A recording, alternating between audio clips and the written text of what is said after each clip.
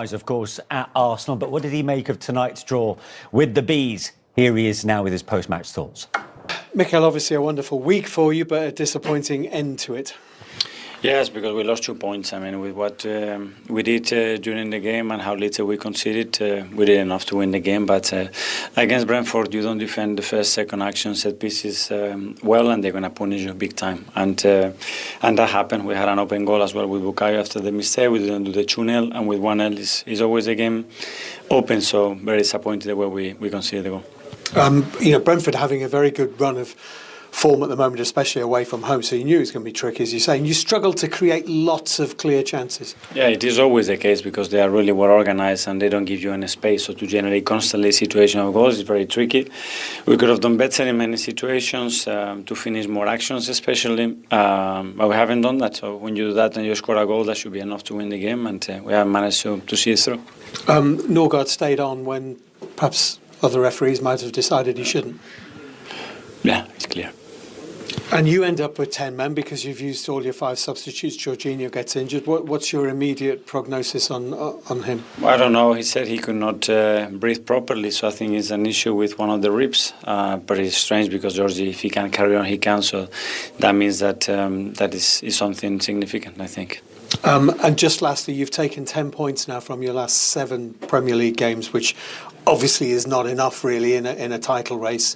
Liverpool have dropped points as well, but it's an opportunity missed. Yeah, for sure, because we wanted to win and try to increase the probabilities that we have in the league. We haven't managed to do that. I think we have to be critical with ourselves, because especially the way we concede the goal. Is there a natural element where, however much you try and for it not to happen, that players, when they know they have this enormous game on Wednesday, the back of their mind are on that somewhere, or is that so professional that that's not the case? I don't think the way we did it, certainly not, and the feeling of the play is certainly not, because the best way to prepare is to play as well as possible and win the game, and that's it. We start the preparation now. Wish you very good luck on Wednesday. Thank you, Mick. Yeah, all eyes on that huge game at the Bernabeu on Wednesday, but he was not happy with the decision from the officials for this challenge by Christian Norgard on Gabriel Martinez. Respect the referee, but he was asked the question. I don't think he was really pushing the point, but he felt it was a red card for sure. Yeah, I thought it was close. I thought it was close towards red. When I'd seen it, I was like, oof. I think it's that angle there with the left leg that hooks round him to make it more scissor. It's a double challenge, isn't it? It's late, but I think the referee was just about right, but I think he's very close towards a red. Yeah. And I suppose summing up the evening altogether from an Arsenal perspective, Arteta won't give up on the title until it's mathematically over. But did he give a key indication with those 4 more changes, and he did it ahead of Everton last weekend, that the Champions League is now his only realistic hope of a trophy? Actually, last weekend it was the opposite. He claimed he made the 2 changes because he was desperate to keep this winning culture within the football club, and that's what he's about. He at the end of the day, he was disappointed today. He wants to keep winning, but the bigger picture will be uppermost in his mind. This is an amazing opportunity for Arsenal to get through to the semi-finals of the Champions League and beat last year's champions. Yeah, and their season now hinges on the next 3 days, isn't it? How exciting! That's an opportunity, one they should relish. So we're all looking forward to it. Hey guys, subscribe now and join the channel for just $1 to unlock exclusive full videos. Support the channel and keep the uploads coming. Plus, enjoy custom emoji comments and be part of the Senvic community. Yeah, yet more disappointment really in terms of the title race, and that's 10 points from a possible 21 for Arsenal. But how much and how long will they dwell on that, considering what's on the horizon, Martin? They have no time to do that. They've already dealt with that. The pathway to success is long and windy from an Arsenal point of view, because it's going to be 3 years on the bounce looking like they're going to come second. The Champions League represents a really good opportunity for Arsenal. 3-0 up in the tie, half-time, 90 hairy minutes to come, because that Arsenal will probably do it the hard way if they're going to do it at all. So it was really important they didn't pick any more injuries up today. Jorginho, we're not sure what's happened there, whether that's a head injury or whatever. But Ben White going down yesterday was bad news. So again, that hampered him.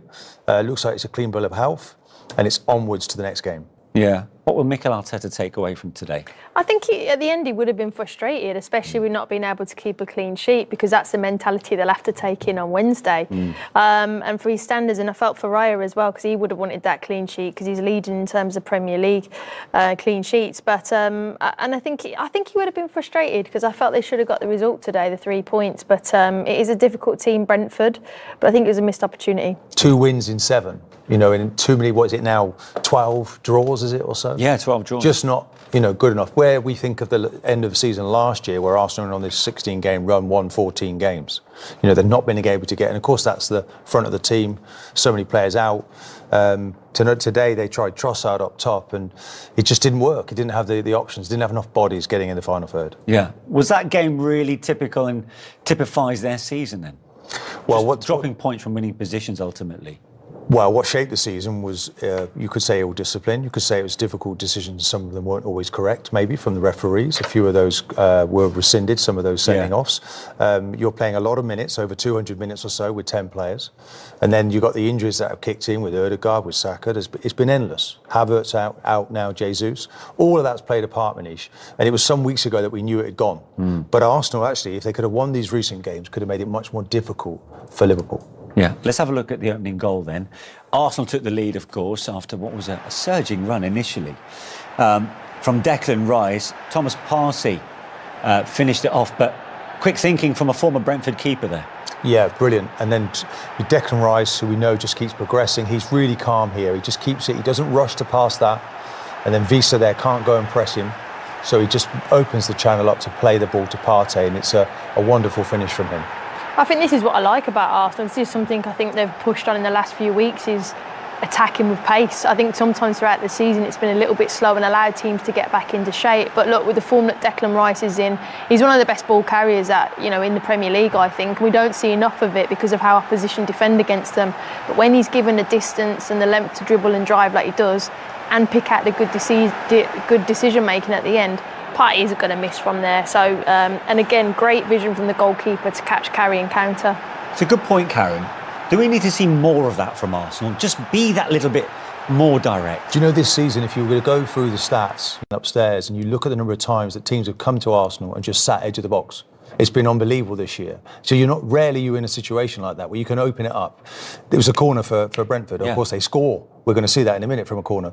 But so they were brave to attack in that manner. But, it's key to their game, but they spend most of the time trying to find solutions to break teams down. And here it was. Now, this is about being calm. That's why I think Declan here, this guy just keeps growing, getting better. It's like he's finding out for himself. It's like a discovery and learning exercises on. Yeah. He's only realising now how good he is. I can take these corners. I can take the free kicks, but also releasing that ball at just the right time, and also giving Partey a bit of opportunity to just weigh up his options. But you do that in training a lot. You do those kind of 3v2s and those attack. We used to do it all the time, and it is just about making the right decision and keeping it nice and calm. But I do